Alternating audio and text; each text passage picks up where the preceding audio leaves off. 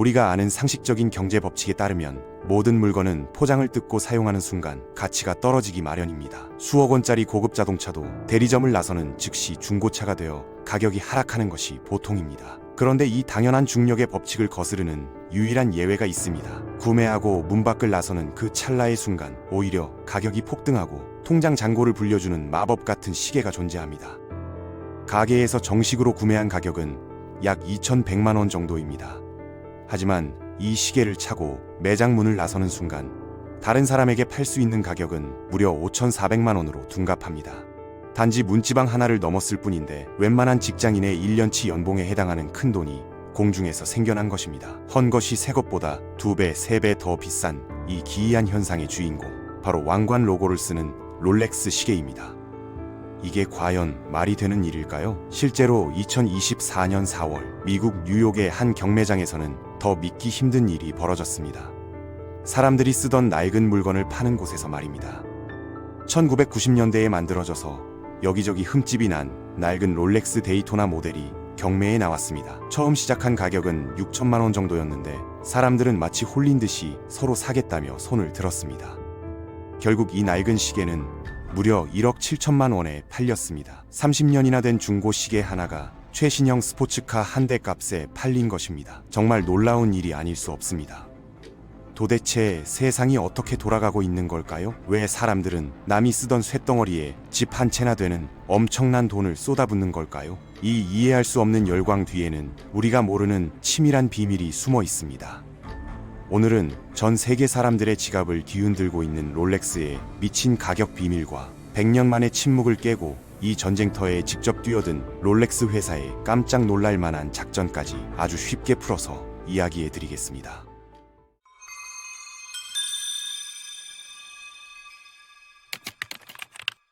상황을 한번 상상해 보겠습니다.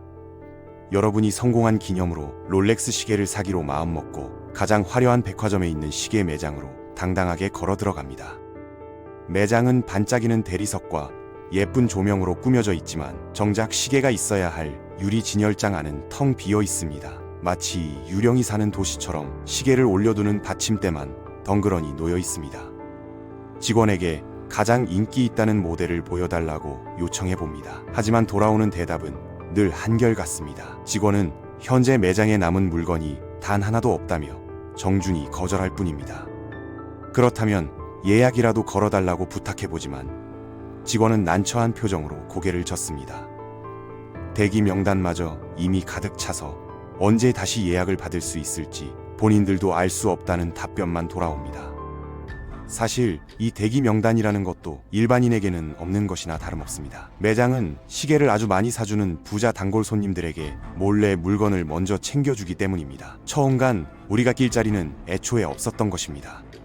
전문가들이 조사한 바에 따르면 롤렉스는 1년에 시계를 약 100만 개에서 120만 개 정도 만든다고 합니다. 적은 숫자는 아니지만 전 세계에서 이 시계를 갖고 싶어하는 사람들에 비하면 턱없이 부족합니다.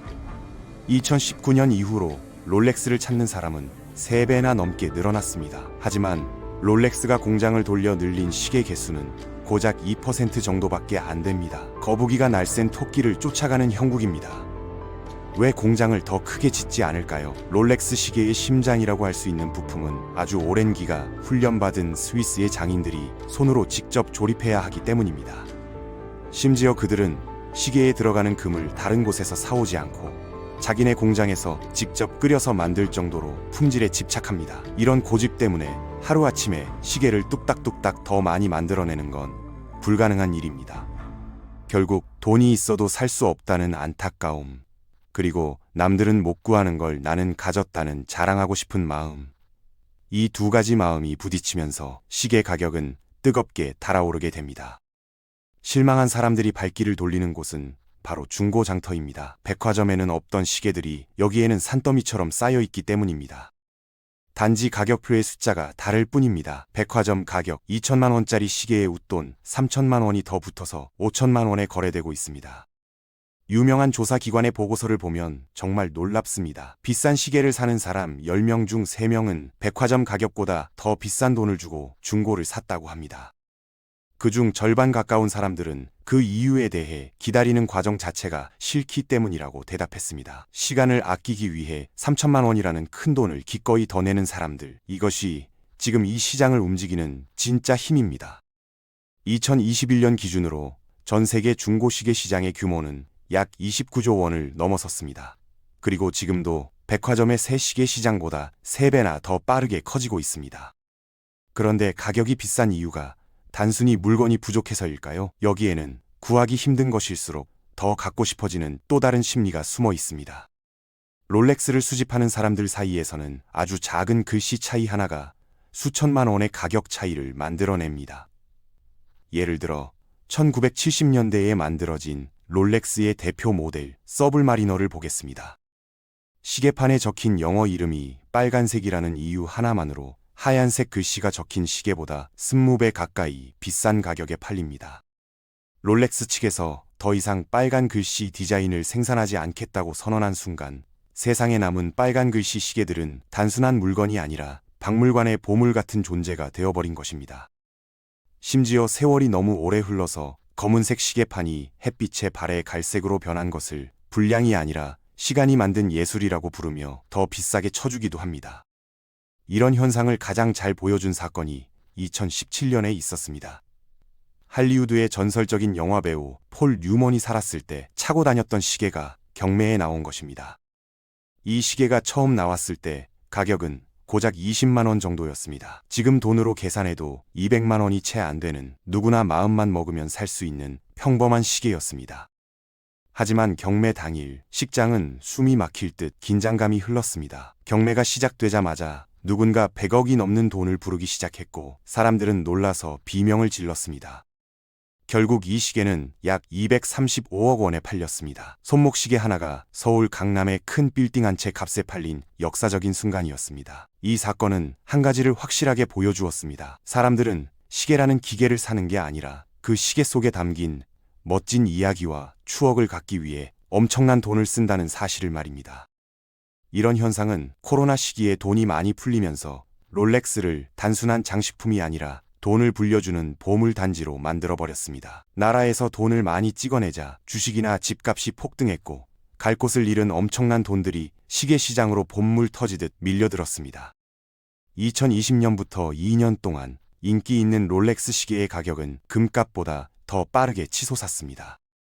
은행에 돈을 넣어두면 물가가 올라서 돈의 가치가 떨어지지만 손목에 롤렉스를 차고 있으면 매년 20에서 30%씩 재산이 늘어나는 이상한 일이 벌어진 것입니다. 사람들은 이제 시계로 시간을 확인하는 게 아니라 오늘 내 손목 위에 재산 가치가 얼마나 늘어났는지를 확인하게 되었습니다. 전 세계 어디서나 돈처럼 쓸 수 있는 차고 다니는 현금이 된 셈입니다. 이런 유행에 기름을 부은 것은 인터넷 사이트들입니다. 옛날에는 중고 시계를 사려면 무서운 전당포를 뒤지거나 모르는 사람을 직접 만나야 했습니다.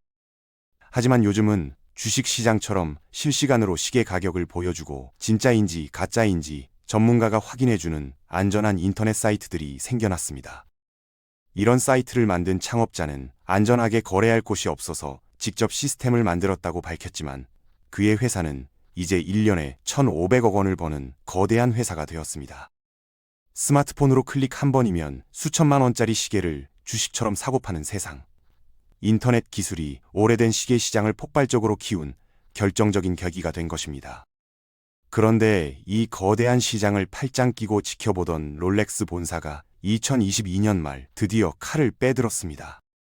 회사가 생긴 지 100년 만에 처음으로 직접 중고시계 판매 시장에 뛰어들겠다고 선언한 것입니다. 오직 새 제품만 고집하던 과거의 태도와는 완전히 다른 행보입니다.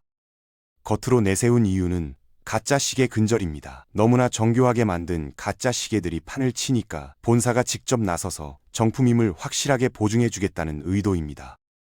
하지만 진짜 속마음은 중고시장의 주도권을 되찾아오려는 것일지도 모릅니다. 중고시계 가격을 회사에서 직접 관리해서 새 시계의 가치까지 더 단단하게 만들려는 똑똑한 작전인 것입니다. 3년 이상 된 시계를 가져오면 본사 기술자들이 꼼꼼하게 검사해서 보증서와 함께 인증 마크를 달아줍니다. 마치 대기업이 보증하는 중고차가 더 비싸게 팔리는 것과 똑같은 원리입니다. 물론 최근에는 경기가 조금 안 좋아지면서 시계 가격도 너무 높이 올라가지는 않고 있습니다. 끝없이 오르던 가격표가 조금 얌전해졌고 팔려는 물건도 조금씩 늘어나고 있다고 합니다. 하지만 그렇다고 해서 인기가 식었다고 말하기는 이릅니다. 롤렉스가 만들어 놓은 고급스러운 성벽은 여전히 튼튼하고 가격은 여전히 백화점 정가보다 훨씬 비싸기 때문입니다. 정리하자면 헌 시계가 새 시계보다 비싼 이 신기한 현상은 5가지 사람 마음이 합쳐진 결과입니다. 첫째, 사고 싶어도 물건이 없어서 못 사는 마음. 둘째, 기다리는 걸 싫어하는 급한 마음. 셋째, 남들은 없는 희귀한 걸 갖고 싶은 마음. 넷째, 돈을 벌고 싶은 투자의 마음. 다섯째, 낡을수록 더 멋져 보이는 옛것에 대한 사랑.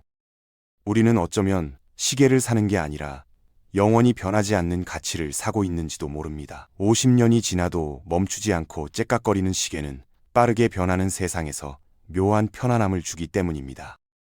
길을 걷다 누군가의 손목에서 빛나는 롤렉스를 본다면 다시 한번 생각해 보십시오. 저 사람은 단순한 시계를 찬 게 아니라 100년의 역사가 담긴 이야기와 든든한 보물단지를 손목에 두르고 있는 것이라고 말입니다.